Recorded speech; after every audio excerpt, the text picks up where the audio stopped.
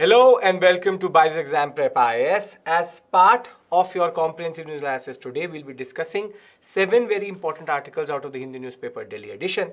But before we begin, a very important news for you that we are running a very important program till 30th of May, which you can see in the bottom bar also, that we're giving up to 60% off. It's not technically like a scholarship test. You will get 60% off automatically, guaranteed 50,000 discount on any of our programs, be it online or offline, BHLP or offline program itself. So if you are interested, do contact us. This is only valid till 30th of May of this year itself. More than that, it's not, it says mega scholarship, but you don't have to give a test. It's just a program based discount. You just have to contact us and you will get up to 50,000 at least on any of the programs. So I hope that you're using this opportunity to become a part of our family at the best price possible. Okay, with this, let's start our discussion for today. 7 very interesting articles, 2-3 very fundamental articles. First, we'll be discussing about this concept of biomanufacturing. What do we mean by that, and what is the quad? How is it actually related to this biomanufacturing concept? Thereafter, a very dangerous set of data which has come through, very concerning data which has come from the schooling, the education sector. Then something which you would have for sure seen on Instagram or any other platform on YouTube, the concept of ONDC, which is Open Network for Digital Commerce concept. ONDC has now become the new buzzword, has been touted as a future of e-commerce. We'll see what it is. Thereafter, we'll talk about how India and US are thinking about co-producing jet engines, which is going to be very important for us when it comes to defense technology. Further, the new concept of de-risk and not decoupling. We'll talk about how G7 has used a new word called de-risk vis-a-vis China and not decoupling in that regard. Then something where Telangana and Andhra Pradesh are in a tussle over water sharing. We'll talk about that also, of the Krishna river itself. And last but not the least, something very important, wherein SBI had actually introduced a certain set of rules and regulations, which now it has taken back for the 2,000 rupee note, which has now ceased to be, or technically is legal tender, but you have to exchange it. It will not be applicable as a legal tender if given to somebody after a certain point of time. So as of right now, it will remain legal tender, but it has been encouraged that you exchange your 2,000 rupees note for 500 in that regard. So it's not demonetization, but it's about just shifting away from 2000. We have stopped the production for 2000 as it is. It's about now removing it from the market itself. So these are the 7 topics we discussed today. Let's try to go into the first one and try to understand what we mean by this concept of biomanufacturing hub and the quad. So we know that India, Japan, Australia and the US are together, the quadrilateral in that regard, are trying to find a solution to China in the Indo-Pacific. Generally, this is an American-led move in that regard. And there's a very important group which was created within the Quad, which is called the Critical and Emerging Technology Working Group. And what this article technically points out is that this Critical and Emerging Technology Working Group has pointed out that we will develop critical and emerging technologies, but a very important zone where India has already a major advantage is biotechnology. And this article points out that biotechnology within the Quad could be India's major expertise because India has a lot of advantages in that regard. So related to biotechnology, this article uses a very important word which is called biomanufacturing. As always, I'm going to give you the basic understanding of the article first and then we'll go into the nitty-gritty. So biomanufacturing is a word which has been used. Now you need to know what is biomanufacturing. What it argues is that there are certain amounts of molecules, certain amount of what we call of enzymes, certain proteins, certain materials are needed to produce pharmaceuticals, are needed for producing bioplastics.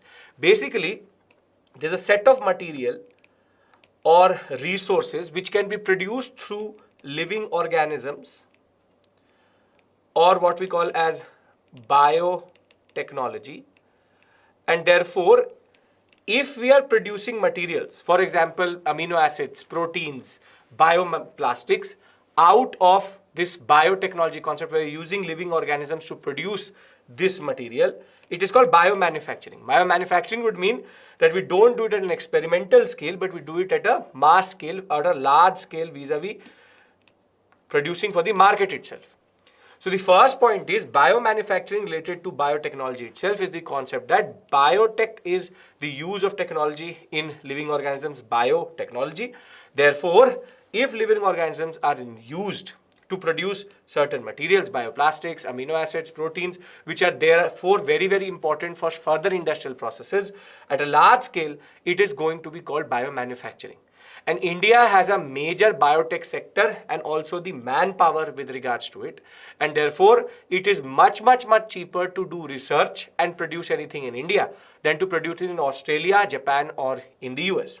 So, what is biomanufacturing? This is a very important concept for GS paper 3. It is about using living systems, particularly microorganisms or cell cultures, to produce molecules and materials on a commercial scale itself.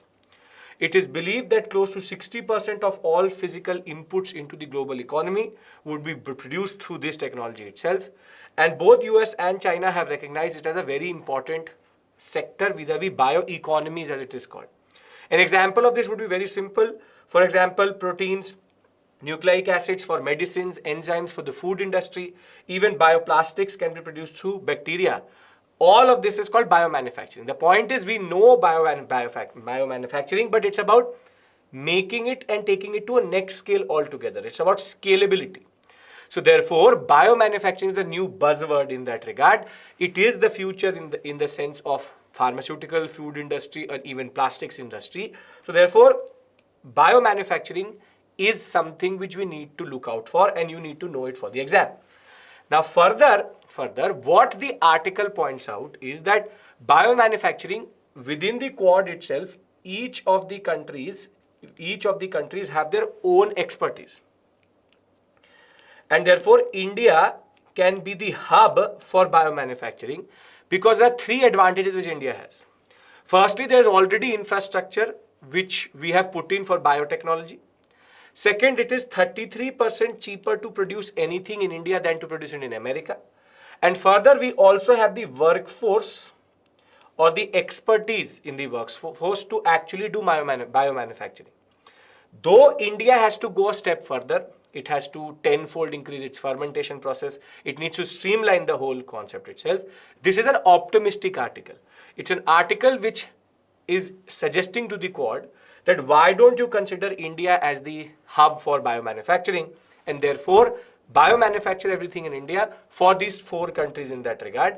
It can also boost India's economy. Further, India can also develop the expertise for biomanufacturing for the world. We can compete with China. And over and above that, we need funding which America has, and we also need certain technologies which Japan has. So what is the advantage of this group is that Australia, India, Japan and US together, US has the funding, Japan has the technology, India has the workforce. And Australia in that sense has the market in that sense. So therefore, India is at a strategic advantage when it comes to biomanufacturing, and that this is what we need to harness. So before I go into the nitty-gritty, the basic three things which you need to remember here is, first is biotechnology can be a very important zone of cooperation when it comes to Quad. Second is concept of biomanufacturing, which is producing materials made through living organisms or microorganisms at a mass scale, at a large commercial scale.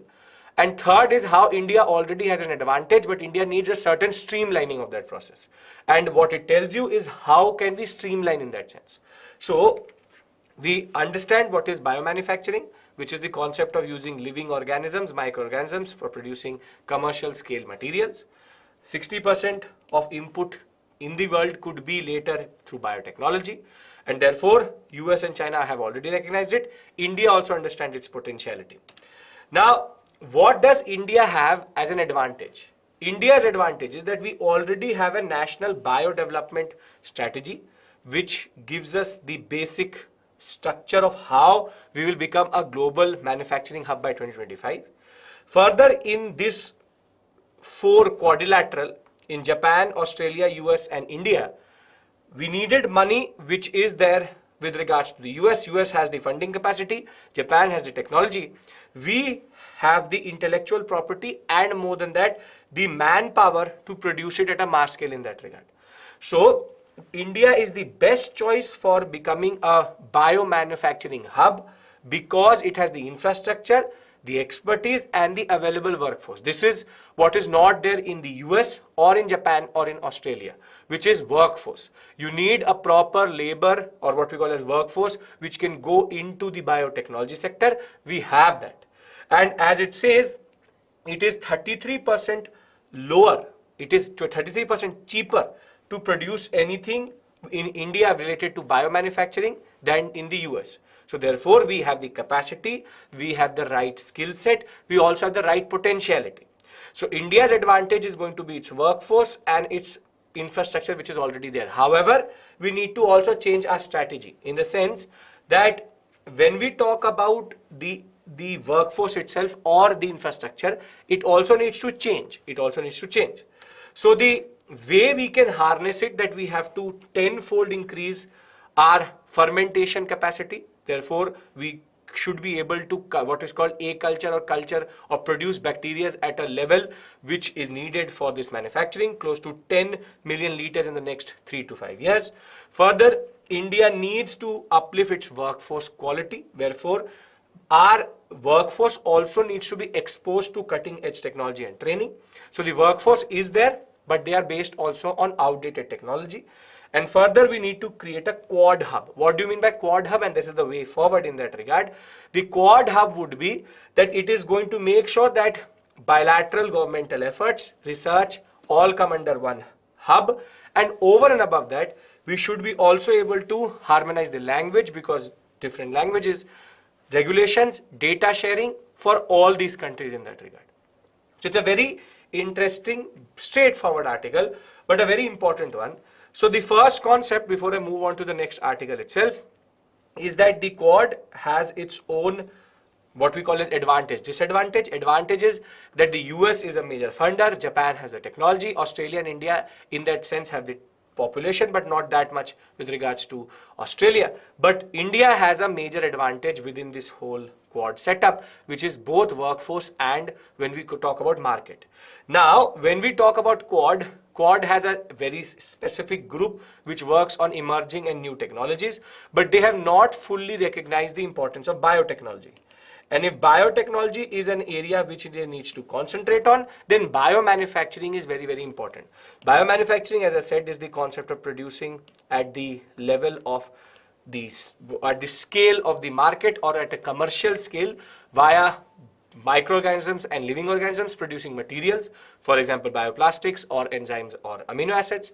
Further, biomanufacturing can be India's major forte, so we can become a biomanufacturing hub, wherein we already have the infrastructure, we have the workforce also, and we also have the knowledge.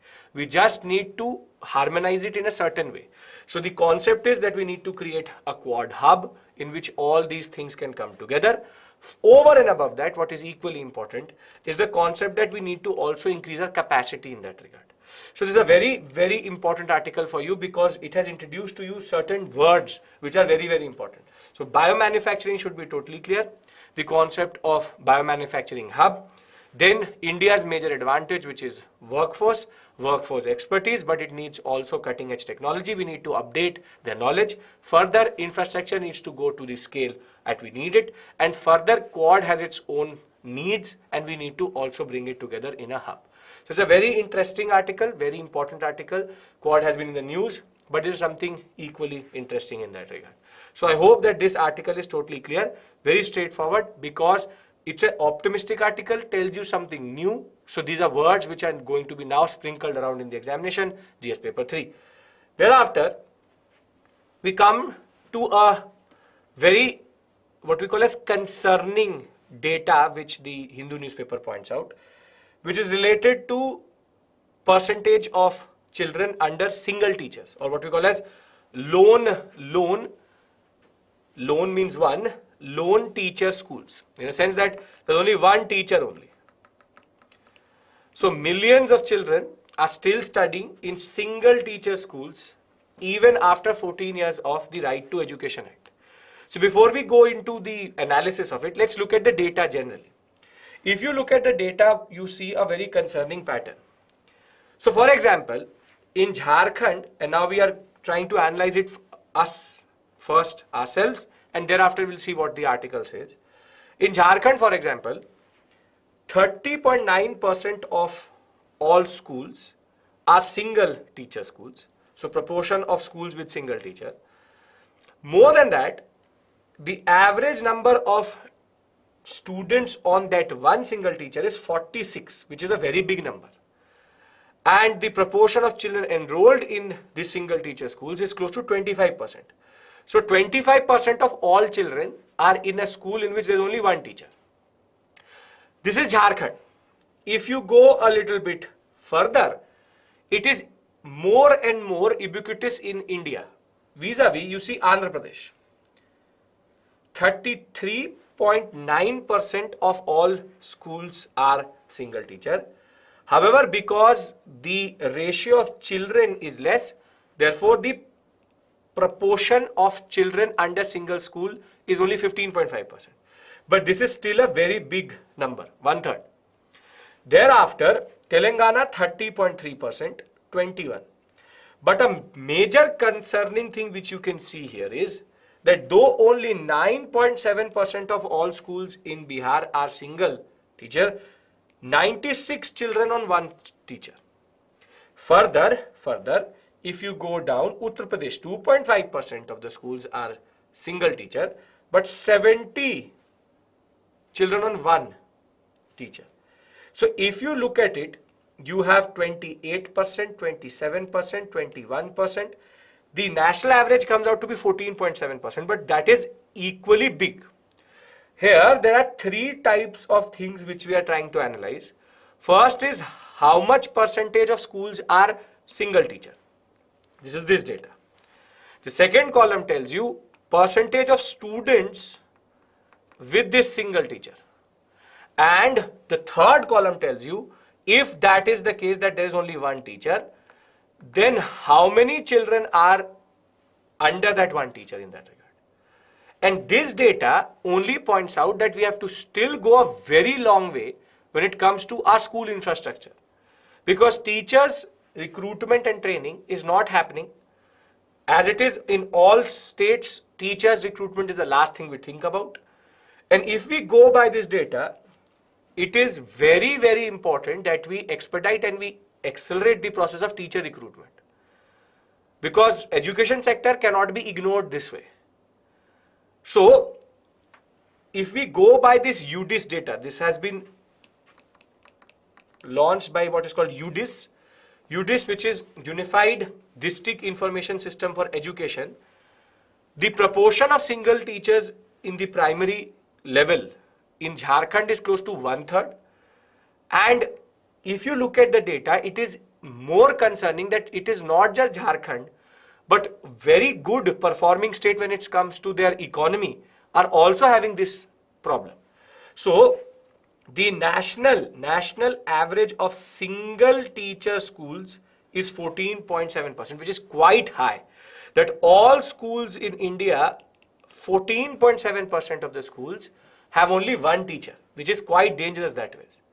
And further, while the Right to Information Act straight away says that there has to be two teachers, at least two teachers in every school, we still have this 14.7% proportion. Whilst Jharkhand is performing poor on this regard, Andhra Pradesh 34%, Telangana 30%, Karnataka 29%. More than that, 9 of the 21 major states share children studying above 10%, rising to 25% in Jharkhand, which means that in 9 states, more than 10% of the students have one teacher only. And in Jharkhand, it becomes 25%, 1/3, 1/4 rather. So, therefore, this is again a major problem. This is a major problem wherein 10% of the teachers, 10% of the students above that have only one teacher. Now, you don't have to learn this data, but you need to understand this trend, wherein 14.7% of all schools in India only have one teacher. 9 states, more than 10% of the students have only one teacher, is dangerous, is problematic because they are the future of India. We talked about workforce in the last article. This is the new workforce. This is the new, what we call as expertise based, what we call as human resource. So what are we doing with it? Because a single teacher means that the teacher is under stress and the students also do not have expertise when it comes to all the subjects, because a single teacher cannot teach all subjects. So therefore, the Right to Information Act very straightforward says that, Right to Education Act straightforward says that it needs to be at least 2 teachers. Then we still have 1 teacher in 14.7% of all schools in India.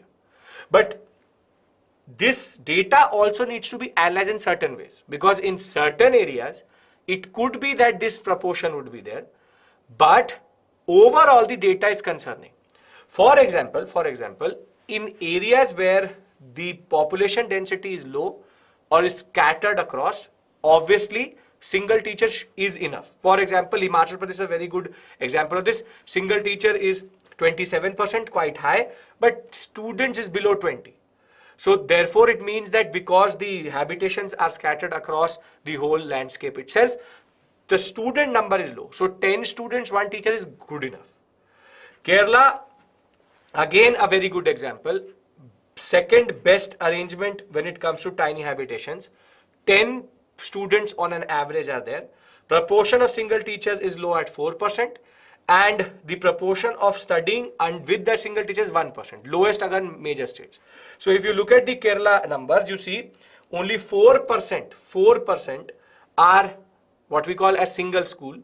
But more than that, only 10 students are in that 4% on an average, which is quite encouraging in that sense. So therefore the percentage becomes only 0.3%. This can be explained, Himachal Pradesh can be explained, where again it is 19. The problem is these big states where this number is equally high. So there are two basic things which we need to understand here. So there are plenty of single teacher schools with a large number of children.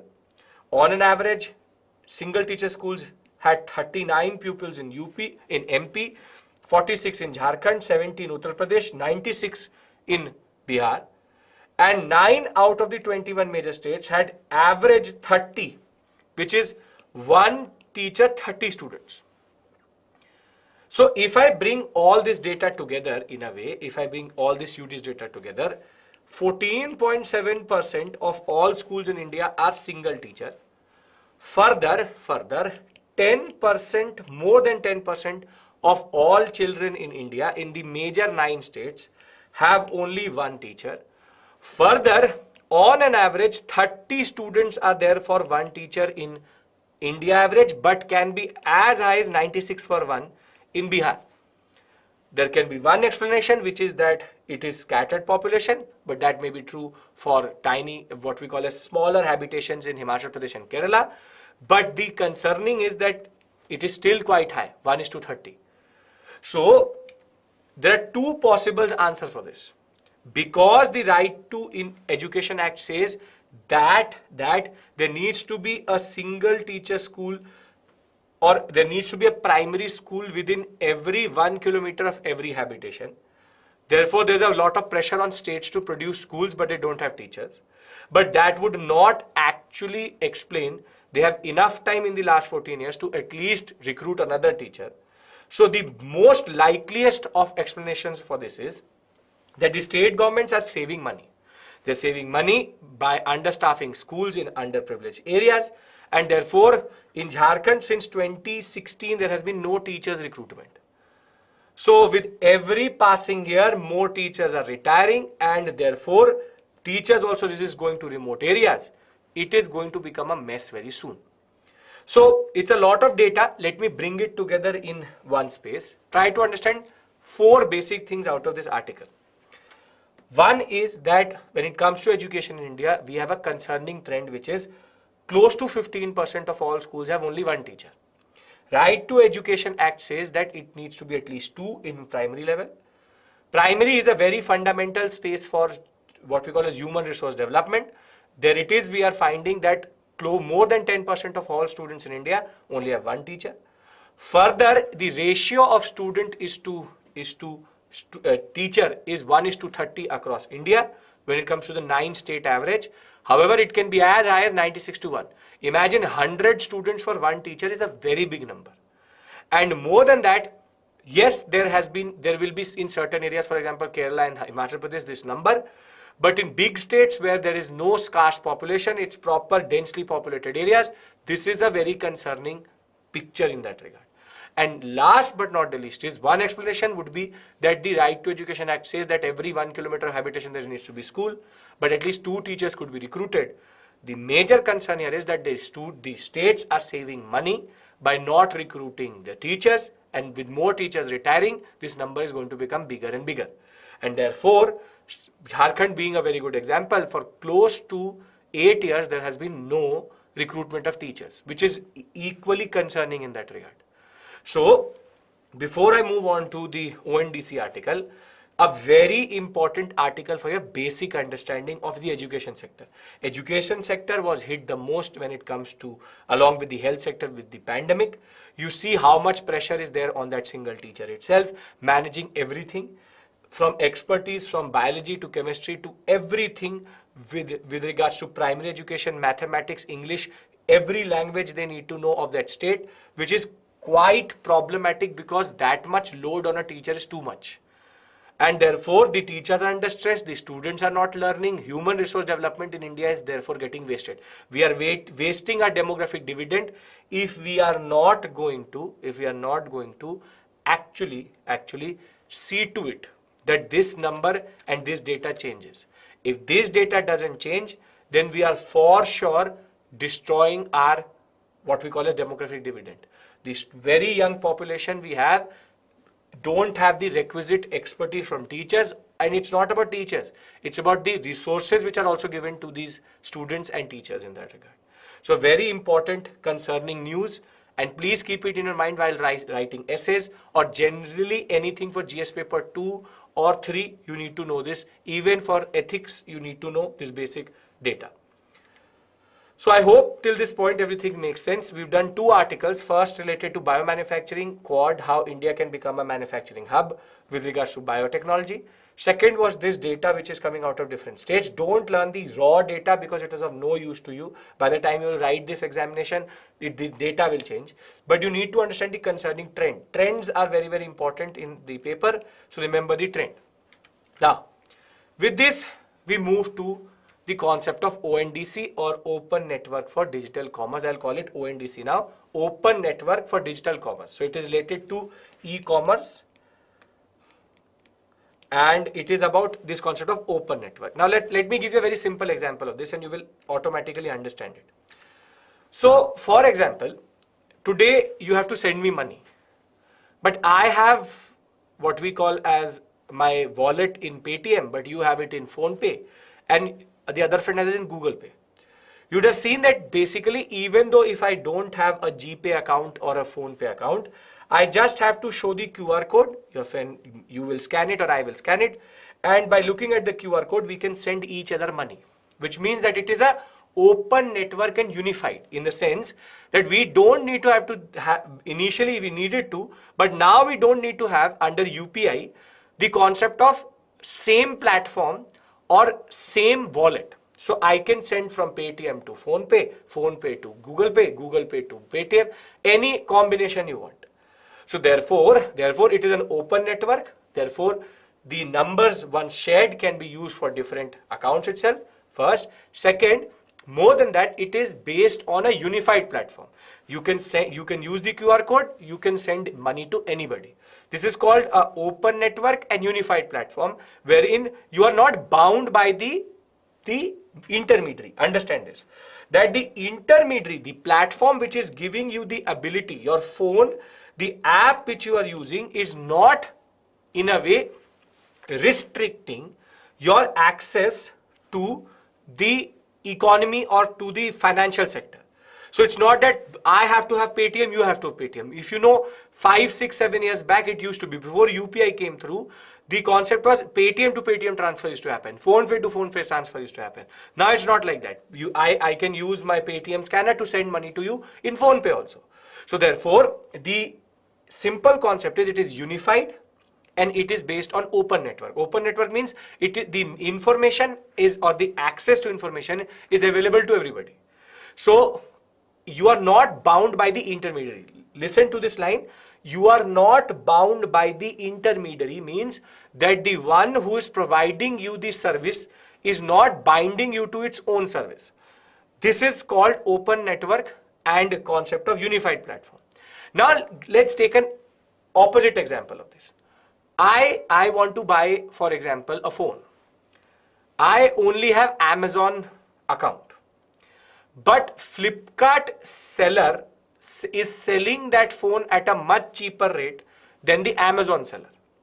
So I think you know that I can't buy from an Flipkart seller from an Amazon platform, in the sense that Amazon and Flipkart in a way have, in a very simply created what are called silos, or very simply created a certain network which is not open. They have their buyers, they have their sellers, and they have their buyers, and they have their sellers. Now the simple point is, interchanging is not allowed.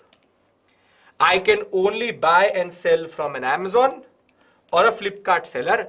I am bound by these intermediaries. These are called e-commerce giant. For example, let's take for Zomato, or you have Swiggy. It can't be that somebody who is listed on Swiggy is ordered from Zomato, or somebody who is listed on Zomato is ordered from Swiggy. We also know that these intermediaries take close to 26 to 30% margin. So if you would have also realized that if you go to the restaurant, that for example that burger is for 100 rupees, on Zomato it will be listed for 130 rupees. Why? Because 30 rupees the seller has to pay to Zomato as commission. So therefore they increase the price of the thing on Zomato or Swiggy itself. So there's a major difference in the costs also when it comes to intermediaries. And this is called a closed network in which you have your own data, and more than that, this is not a unified platform. What ONDC does is basically bring in the UPI features, this unified open network, to e-commerce. In a sense that, for example, there are 6 platforms. They have their own consumers and their own sellers. Now, as of right now, only platform X, seller and buyer can interact, consumer and seller can interact. Y same, Z same, P same, Q same, R same. However, what ONDC does is it brings all of them on the same platform. And therefore, ONDC, what it does is it breaks this monopoly of e-commerce giants. And basically, if I'm an Amazon buyer and I want to buy from Flipkart, yes, why not? I can use the ONDC platform. This has not been formally launched now. It is available on certain apps. For example, Paytm, you can use it. Magic Pin, you can use it. You have certain apps which are doing it and certain sellers which are there. But the government is pushing for everybody to come on the same platform, the ONDC platform. By ONDC, what is going to happen is small sellers can sell to a mass or a bigger consumer base without paying more commission, because Amazon and Flipkart also take a lot of commission along with Zomato and Swiggy. The concept is if the seller base or the buyer base becomes, or the data becomes open network, is accessible to everybody, then maybe that 100 rupees burger is sold at 100 rupees only, because I am not paying any commission. And there's a lot of trend which you would have seen on Instagram where people are doing that. They're showing that Zomato, the bill is 350 rupees, and on ONDC, it is only, for example, 250 rupees. So the commission was cut, and ONDC allows for that. In pilot program, it has been running in a lot of cities in that regard. The simple point is, be it Amazon, be it Flipkart, the ONDC concept is going to be bringing everybody together in one unified platform. So the concept is very simple. The government is going to formally launch ONDC this year to democratize e-commerce. That is a very important word for you, and provide alternatives to the proprietary e-commerce sites. And the government has been urging even Amazon and Flipkart to come on board to ONDC. Obviously, they won't. Now, what is the concept? The concept is very simple. Wants to ensure that buyers and sellers of goods in the e-commerce market can transact regardless of the platform on which they are registered. This is a very important point. So under ONDC, a buyer registered on Amazon, for example, may directly purchase goods from a seller who sells on Flipkart. To make sure that this transaction can come into reality, the orders needs to be done through ONDC. So the companies are, the government is urging these companies, Amazon and Flipkart, to come on ONDC, which is quite unlikely that way. Now, very simply, ONDC enables e-commerce for small sellers and businesses which can't afford to give too much commission to Amazon, Flipkart, Zomato and Swiggy. And parallels have been drawn vis-a-vis how UPI works, wherein UPI, digital payments can happen between any platform without any issue, without any commission. So, consumers can access sellers on ONDC with an integrated network. Therefore, the intermediary is gone. That is the basic point. And that is why Flipkart and Amazon will never come on it. That very simply, if I am a buyer and if I am a seller, the intermediary right now is Amazon and Flipkart. They want to remove the intermediary and create an open network in which I can directly seek the seller, and the seller and the buyer are directly related to each other. So the sellers will handle deliveries through logistics firm. The ONDC will also have ledgers and payment processes embedded into it, so that you don't need, for example, the Amazon and Flipkart setup itself.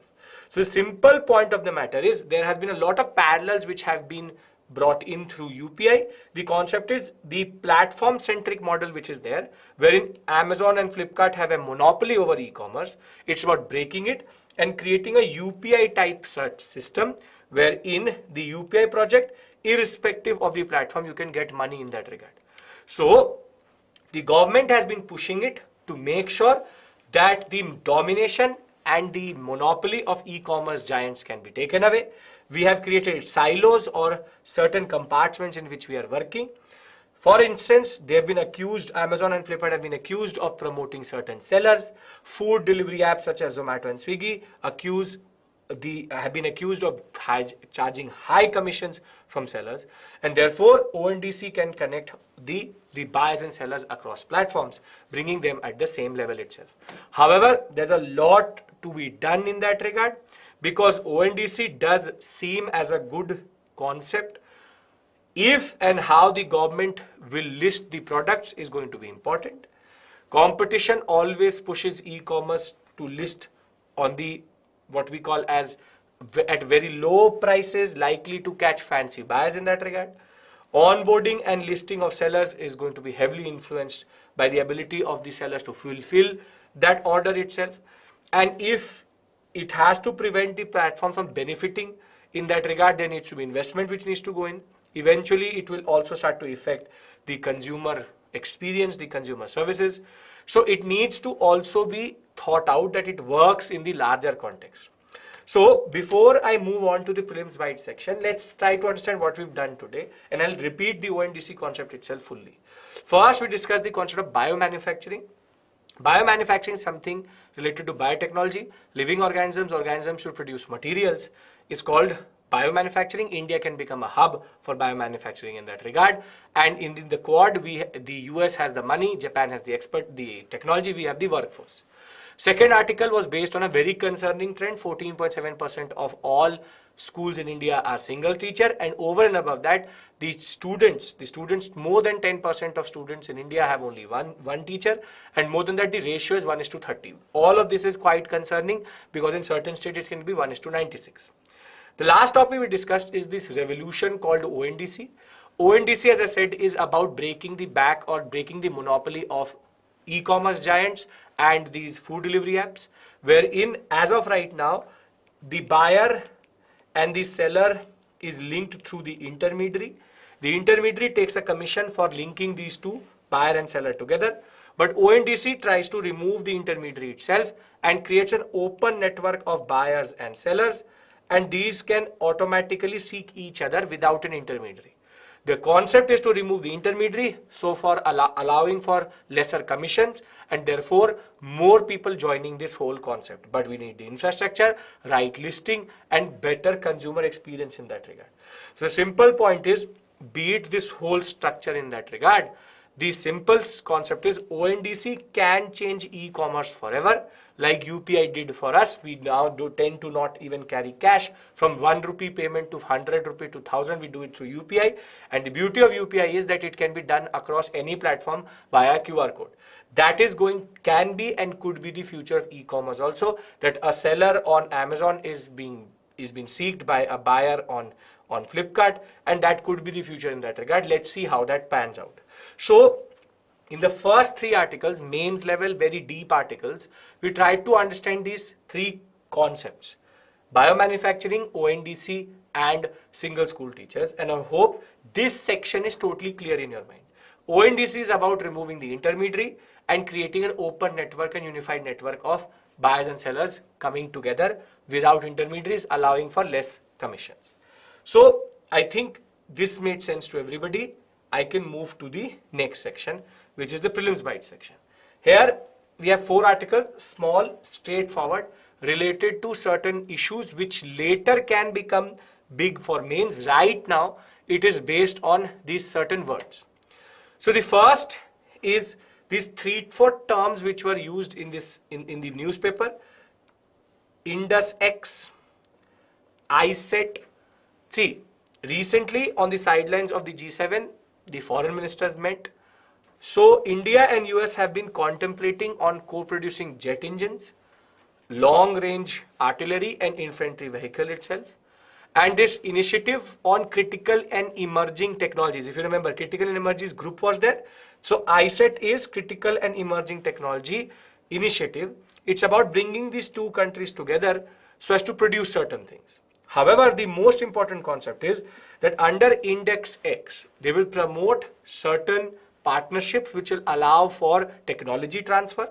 And the most important as of right now, it's technology partnership, research and development, but the most important concept within it is jet engines. India is contemplating to jointly develop jet engines for its future indigenous fighters, and GE, which is General Electric, which is an American company, is competing with Safran and the Rolls-Royce company from France and the UK respectively for going into partnership with India.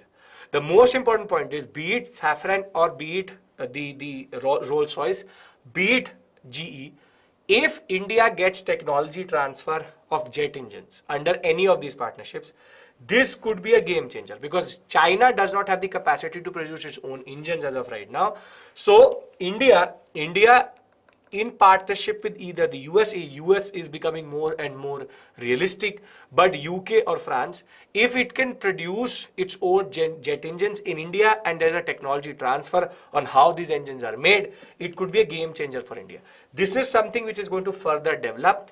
We would need to wait for it, how it develops, how it becomes more and more important. But as of right now, the basic concept is technology transfer, jet engines. More than that, remember ISET and Indus X. These are 2 words which you need to remember for the examination generally. This is why we've discussed this topic. This is going to further develop. Let's see where it goes.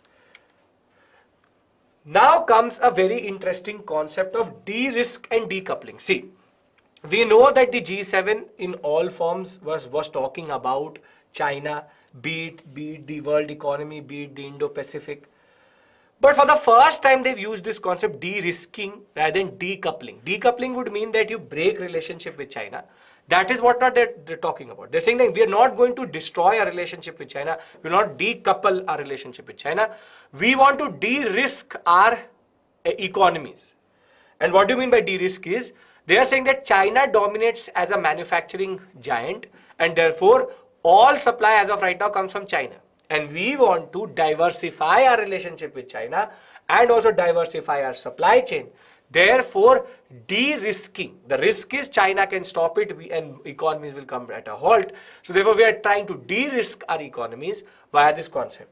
So this concept introduced by Joe Biden himself has said that there's a unified approach calling for diversification. And India has an advantage here because India is the alternative here, that we need to diversify supply chains to reduce dependence on one country, and hinting that he will speak with Xi Jinping very soon about it. But the simple point is, we are not looking to decouple. It's not about destroying the relationship. It's about diversifying the relationship and de-risking our economies, removing the risk of China stopping that supply chain itself, and therefore resisting economic coercion together and harmful practices to hurt our workers. So therefore, if today China says that we will not supply something to some country, it can totally paralyze that country. So there's a risk that China can in a way destroy an economy. So it's about de-risking by making your supply chain more and more diversified, and therefore India can be a very important alternative to creating a de-risking and diversifying the supply chain. He also argued that if there is something which is going to happen between China and Taiwan, where China will act aggressively, there will also be a response from the US government. However, how will it happen? What will it be? Is a separate issue altogether. Simple point is, for you, for IR becomes very, very important, de-risking. The concept of decoupling was always there. Now it's about de-risking in that regard. So first we discussed Indus X and ISET, and now we've discussed a new term called de-risking in that regard. Very interesting in that sense. Let's come back to India, the second last, and thereafter we'll talk about the SBI issue. There has now been a lot of controversy between Andhra Pradesh and Telangana over the Krishna water sharing. So no resolution has been reached vis-a-vis Telangana and Andhra Pradesh when it comes to bifurcation of the Krishna river. And Telangana has now argued that we will not accept the concept which was introduced when the state was created itself. So Telangana very straightforward said that at this Krishna River Management Board meeting, that under no circumstances it is going to accept this ratio of 34% to Telangana and 66% to Andhra Pradesh. And they argue that one of the major issues for creating the state itself was water sharing in that regard, and the statehood movement was based on the judicious use of water. So therefore this 34 and 66%, this concept of 66% going to Andhra Pradesh is not acceptable to Telangana. And what Telangana argues is that it is entitled for 70% share in the 811 TMC feet which is allocated combined with Andhra Pradesh under the KWDT, which is Krishna Water Management Development Board. Now under this award, when the state was together, when it was not bifurcated, in the erstwhile Andhra Pradesh, 512 TMC used to go to Andhra Pradesh and 299 used to go to Telangana. And this used to actually in turn lead to a lot of drought-like situations, and it did not protect in-basin requirements of fluorides and drought-affected areas of Telangana. So what Telangana is arguing is that we have always got the less share. So we have 299 initially itself, and that was one of the issues for which the state was created. And therefore, this 34-66 ratio, 34:66 ratio is not acceptable to us because it goes against the concept of creating Telangana itself. And therefore, the Krishna Water, the dispute tribunal, when it gave the first award itself, it made it clear that in-basin needs, the needs for the basin through which it is crossing, needs to be given preference over areas which are outside the basin itself. So therefore, Telangana has made it clear that it is not going to be part of the board. It will not accept this arrangement, and now this matter will now be referred to the Ministry of Jal Shakti. So what is this article? Again, not very complicated but straightforward, is that under the Krishna River Management Board and the concept of river water sharing between Andhra Pradesh and Telangana, 34-66 was decided initially.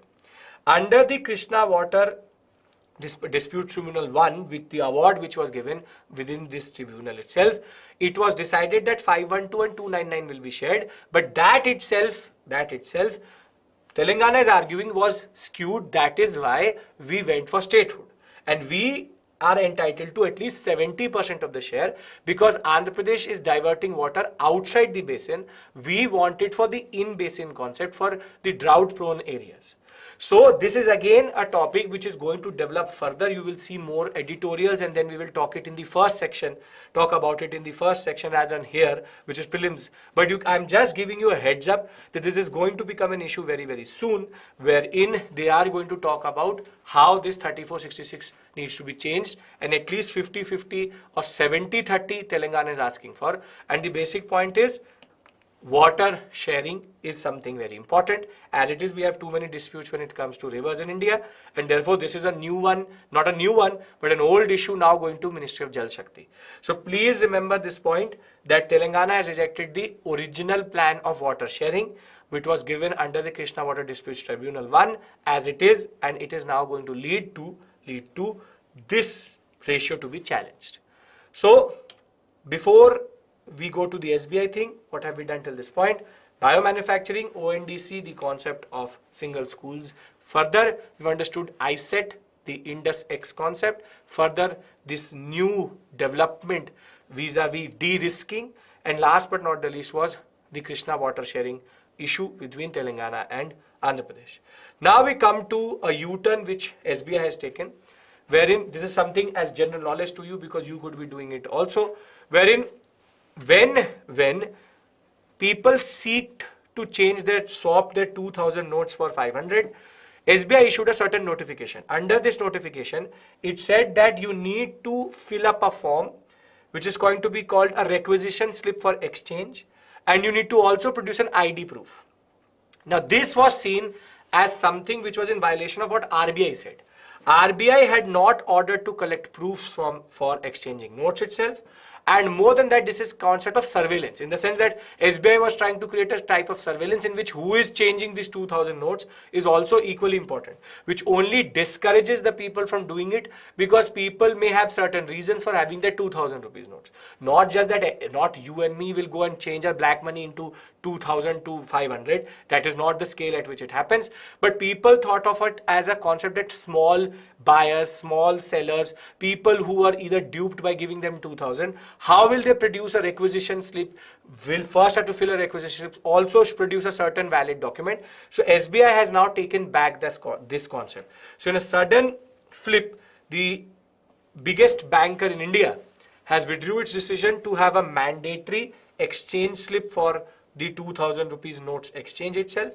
In partial modification, decided that for exchange of 2000, all members of the public up to 20,000 at a time will be allowed without obtaining requisition slip as per format under Annexure 3. So if you are doing it up to 10 notes, which is 20,000 rupees, you don't have to show anything. After that, you may have to.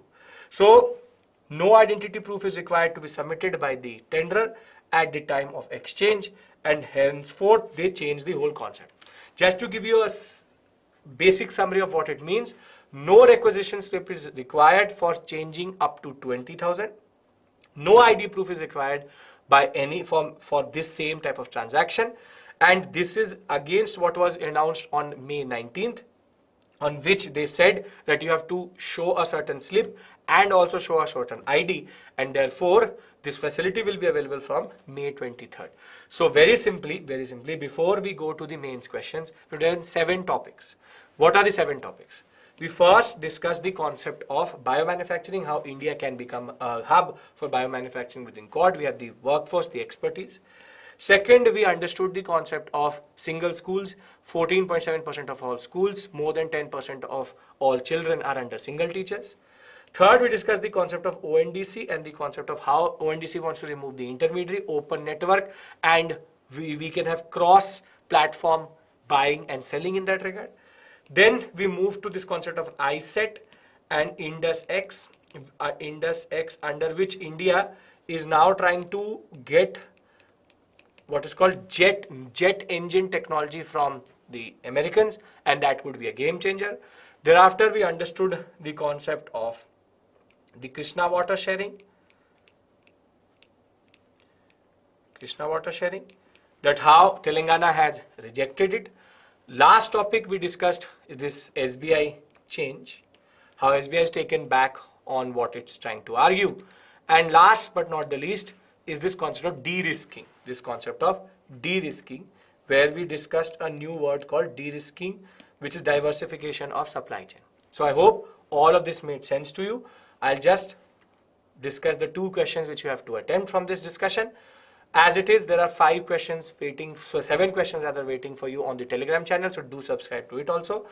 What is biomanufacturing? How can India harness its potentiality? Very straightforward but a realistic question, GS paper 3. What is Open Network for Digital Commerce, ONDC? How is the next revolution in e-commerce sector? Again, very straightforward questions but very realistic questions. So I hope that you will also attempt them in the larger part of your preparation. So with this, I would like to end the session. Thank you so much for your patience. I'll see you very soon. And remember, 60% discount on all of our different online and offline programs. So do become a part of our family. The right time is now. Thank you. Take care. Bye-bye.